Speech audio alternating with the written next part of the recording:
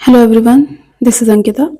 हम शुरू करने जा रहे हैं सेक्शन 3 भारतीय न्याय संहिता का 2023। ठीक है, अब हम देखते हैं कि सेक्शन 3 में बताया गया है जनरल एक्सप्लेनेशन के बारे में।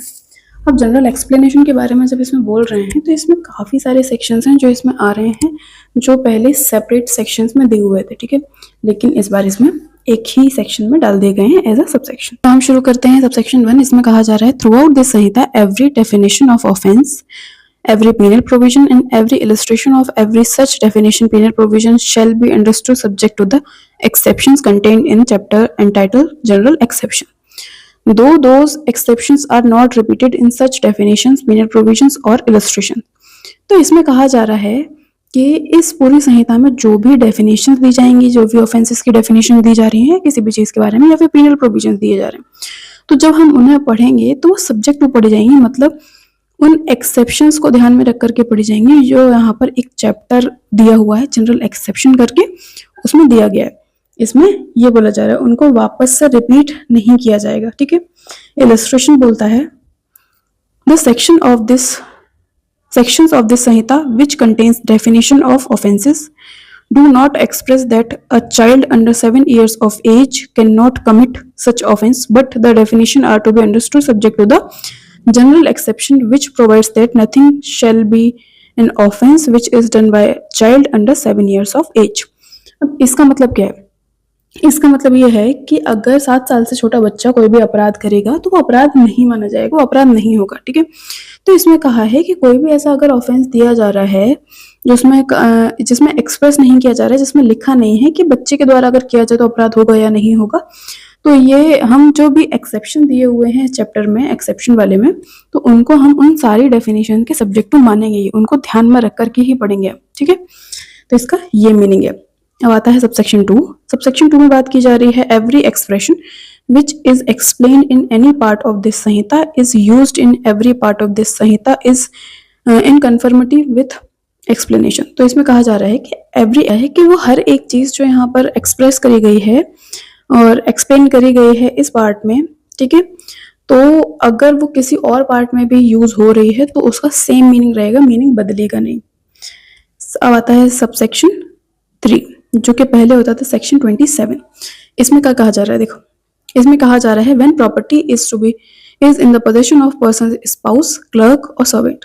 जब मान लीजिए कोई भी प्रॉपर्टी है, वो प्रॉपर्टी पोजेशन में है सर्वेंट के, क्लर्क के या फिर वाइफ के, और किसके अकाउंट पे है, उस व्यक्ति के जिसका वो सर्वेंट क्लर्क है। ठीक है, तो इसमें कहा जा रहा है कि when the property is in the possession of spouse, clerk or servant on the account of that person, it is in that person's possession within the meaning of this संहिता। तो ये माना जाएगा कि भले ही वो उनके पोजीशन में है, ठीक है, लेकिन इस संहिता के लिए वो माने जाएंगे कि उसी व्यक्ति के पोजीशन में जिसके अकाउंट पर वो आए हैं, जिसने उसके पैसे दिए हैं या जिसने उसका खर्चा किया। ठीक है, अब आता है explanation, a person employed temporarily or particular occasion in the capacity of a clerk servant is a clerk servant within the meaning of this subsection. तो इसमें मेनली बताया जा रहा है कि हम इस सबसेक्शन में क्लर्क या सर्वेंट किसे मानेंगे। तो इसमें कह रहे हैं कि जो भी व्यक्ति को अगर किसी एक पर्टिकुलर ओकेजन के लिए आप ऐसा क्लर्क या सर्वेंट रख रहे हो, या फिर उसे टेम्परेरीली रख रहे हो कि एक पीरियड के लिए आपको रखा जा रहा है, अगर आप ऐसे भी रख रहे हो तो वो भी यहाँ पे इंक्लूडेड है। ठीक है, इसमें इस चीज का ये मतलब है।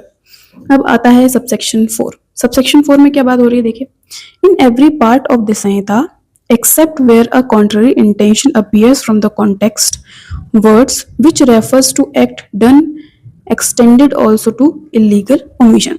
तो इसमें कहा जा रहा है कि इस संहिता में कहीं भी जहां पर अगर इस मीनिंग के अलावा कोई और मीनिंग निकालना उनका मतलब नहीं होगा, तो उसमें कहा जा रहा है कि अगर कहा जा रहा है कि कोई एक्ट हो रहा है तो उस एक्ट होने में एक इलीगल ओमिशन भी इंक्लूड रहेगा, जब तक ये ना कह दिया जाए कि इस पर्टिकुलर एक्ट के वर्ड जो हमने लिखा हुआ है इस डेफिनेशन में कि ये एक्ट होगा तो हम इस ऑफेंस को मानेंगे, या तो हम इस एक्ट की जगह पर ओमिशन को नहीं मान रहे जब तक ये एक्सप्रेसली नहीं लिखा हुआ है। अगर कहीं पे कहा जा रहा है कि कोई पर्टिकुलर एक्ट हो रहा है तो ये ऑफेंस हो जाएगा या ये ऑफेंस हो जाएगा, तो वहां पर समझा जाएगा कि उस एक्ट के साथ साथ में अगर ऐसा कोई इलीगल ओमिशन भी होता है तो वो भी वहां पर इंक्लूड है और वो ऑफेंस हो जाएगा इलीगल ओमिशन से भी। जैसे कि मान लीजिए कि अब किसी को जान से मारने के लिए आपको कोई ना कोई एक्ट करना पड़ेगा, मतलब उस पे गोली चलाओ, उसको चाकू मारो, कुछ भी। अब किसी को जान से मारने के लिए आप इलीगल ओमिशन भी कर सकते हो। दैट मीन्स कि आपने उसको कन्फाइन कर लिया और आप उसको खाने नहीं दे रहे हो, ठीक है। तो ये क्या हुआ, ये आ गया आपका एक्ट प्लस इलीगल ओमिशन, ठीक है। ये था सबसेक्शन 4। अब आता है नेक्स्ट सबसेक्शन, सबसेक्शन 5। इसमें कहा जा रहा है when a criminal act is done by several person, मतलब अगर सेवरल पर्सन मतलब एक से ज्यादा लोगों के साथ मिल करके अगर एक क्रिमिनल एक्ट किया जाता है, और वो क्रिमिनल एक्ट कब किया जा रहा है, जब उनने एक अपने कॉमन इंटेंशन बनाया है और उस कॉमन इंटेंशन के फर्दरेंस में, मतलब उन्होंने योजना बनाई है और उसको लागू करने के लिए, उसको अंजाम तक पहुंचाने के लिए, उसके फर्दरेंस में जब वो एक क्रिमिनल एक्ट करते हैं, तो कहा जा रहा है कि each of such person is liable for the act. तो उसमें से हर एक व्यक्ति जो भी उनमें शामिल था वहां पर ऐसे उस चीज के लिए लायबल होगा in the same manner as if done by him alone, जैसे उन्होंने वो अकेले किया हो, ठीक है। यह है सबसेक्शन 5। अब आता है सबसेक्शन 6। सबसेक्शन 6 क्या कह रहा है, whenever an act which is criminal only by reason of its being done with criminal knowledge or intention is done by several person, each of such person who joins in such act with such knowledge or intention is liable for the act in the same manner as if the act were done by him alone with that knowledge or intention। तो इसमें कहा जा रहा है कि जब भी एक एक्ट जो कि इसलिए क्रिमिनल है, केवल एक नॉर्मल एक्ट था। अब क्रिमिनल एक्ट क्या है, जो कि लॉज जो हमारे यहाँ दिए हुए हैं, जो इन्फोर्सेबल हैं, उनके द्वारा अगर कोई भी चीज प्रोहिबिटेड हो जाती है तो वो क्रिमिनल है, ठीक है। तो इसमें कहा जा रहा है कि कोई भी व्यक्ति जब एक एक्ट करता है और वो क्रिमिनल केवल इस वजह से हो रहा है by reason of its being done with the criminal knowledge और इंटेंशन, कि उसे एक क्रिमिनल नॉलेज या क्रिमिनल इंटेंशन के साथ किया जा रहा है। दैट मीन्स कि जब वो एक्ट किया जा रहा है तो आपकी मंशा है कि पर्टिकुलर ऑफेंस होना चाहिए, पर्टिकुलर चीज वहां पे कमिट होनी चाहिए, ठीक है, या फिर आपको नॉलेज है, और is done by several person, और ये कई सारे लोगों के द्वारा किया जा रहा है। तो इसमें कह रहे हैं each of such person who joins in such act, तो जो भी लोग उस एक्ट में ज्वाइन करते हैं वो सभी लोग अगर उसी नॉलेज या इंटेंशन के साथ ज्वाइन कर रहे हैं, देन कहा जा रहा है कि वो सभी लोग उस चीज के लिए ऐसे लायबल होंगे जैसे उन्होंने वो चीज अकेले करी है, ठीक है, उस नॉलेज या इंटेंशन के साथ। अब आता है सबसेक्शन 7। सबसेक्शन 7 बात करता है whenever the causing of certain effect or an attempt to cause that effect by an act or by an omission is an offence, it is to be understood that causing of that effect partly by an act partly by an omission is the same offense। तो इसमें कहा जा रहा है कि जब भी एक सर्टेन अफेक्ट कॉज करना होता है, मान लिया कि एक व्यक्ति को किसी को जान से मारना है, ठीक है, तो उस सर्टेन अफेक्ट को कॉज करने के लिए या फिर उसको उसके अटेम्प्ट को कॉज करने के लिए जो कि किसी एक्ट के जरिए से या फिर किसी ओमिशन के जरिए से हो रहा है, मतलब मान लिया कुछ एक्ट किया आपने, कुछ ओमिशन किया, तो इसमें कह रहे हैं कि अगर ऐसा कुछ ऑफेंस हो रहा है किसी एक्ट को करने से, किसी ऑफेंस को करने से, तो ये समझा जाएगा कि अगर वो पार्टली एक एक्ट से किया जाता है या पार्टली ओमिशन से किया जाता है तो भी वो सेम ऑफेंस वहां पर क्रिएट हो रहा है, ठीक है। तो इसमें कहा जा रहा है कि अगर दोनों चीजें मिला करके ऐसा ऑफेंस किया जा रहा है तो भी यहाँ पर ऑफेंस कमिट हो रहा है। अब आता है देखिए सबसेक्शन 8। सबसेक्शन 8 में बात की जा रही है when offence is committed by means of several act, जब एक ऑफेंस कमिट किया जाता है काफी सारे एक्ट करने से, मतलब सीरीज में एक्ट हुए, ठीक है। तो जब एक ऑफेंस सेवरल एक्ट्स होता है, whenever intentionally cooperate whoever intentionally cooperate in the commission of the act by doing any of the act either singly or jointly with any other person commits that offense। तो इसमें कहा है जब जहां पर कई सारे एक्ट हो रहे हैं तब एक ऑफेंस कमिट हो रहा है जाके, तो जो भी व्यक्ति आ करके उसमें सहयोग करेगा, कॉपरेट करेगा कि भाई ये एक्ट तो मैं कर दूंगा बाकी सब आप कर लो, ठीक है। तो जो भी व्यक्ति इस तरीके से मदद करता है आके, तो ये समझा जाएगा अगर वो सिंगली करता है या फिर सबके साथ मिलकर ये करता है तो भी कहा जाएगा कि उसके द्वारा वो ऑफेंस किया गया है, ठीक है। इसमें कुछ इलस्ट्रेशन है वो देख लीजिएगा।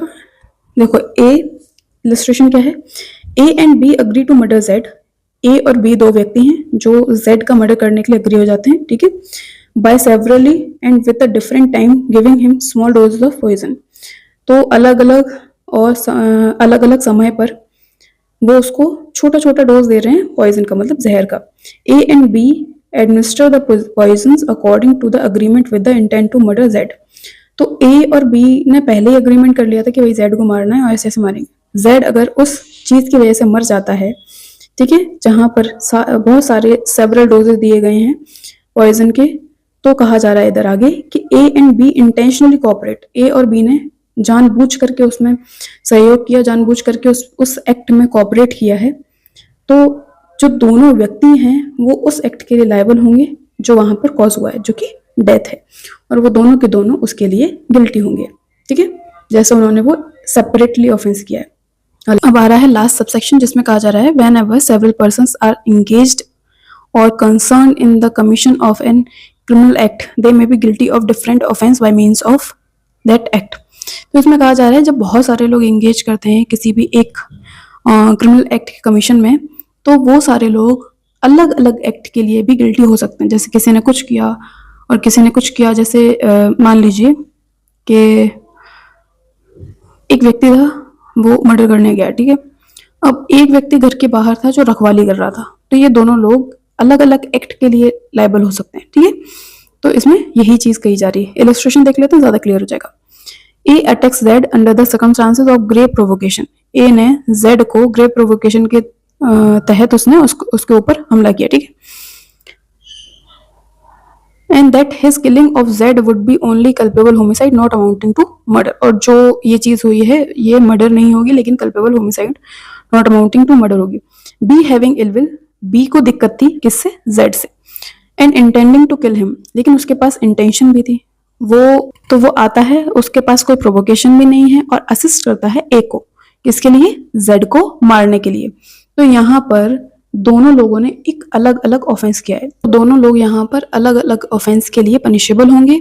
एक व्यक्ति मर्डर के लिए और एक व्यक्ति कल्पेबल होमिसाइड के लिए, ठीक है। ये था सेक्शन 3, जिसके हमने इलस्ट्रेशन भी देख लिए और ये भी देख लिया। अगर आपको कोई डाउट हो तो कमेंट सेक्शन में पुट कर देना। इसी के साथ हम बाकी के वीडियोस भी लेकर के आते रहेंगे। चलिए अगले वीडियो में मिलते हैं।